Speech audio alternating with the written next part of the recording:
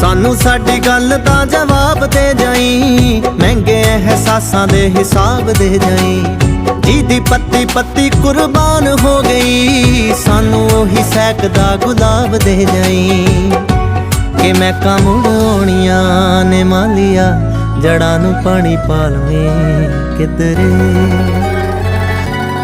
ਮੈਂ ਮੁੜ ਆਉਣੀਆਂ ਨੇ ਮਾਲੀਆ, ਜੜਾਂ ਨੂੰ ਪਾਣੀ ਪਾ ਲਵੇਂ ਕਿਧਰੇ। ਕਿਤੇ ਨਿਸ਼ਾਨੋ ਸ਼ੌਕਤਾਂ ਆ ਜਾਂਦੀਆਂ, ਮੁਹੱਬਤਾਂ ਜਤਾ ਲਵੇਂ ਕਿਧਰੇ। ਕਿਤੇ ਨੀ ਤੇਰਾ ਰੁਤਬਾ ਘਟਦਾ,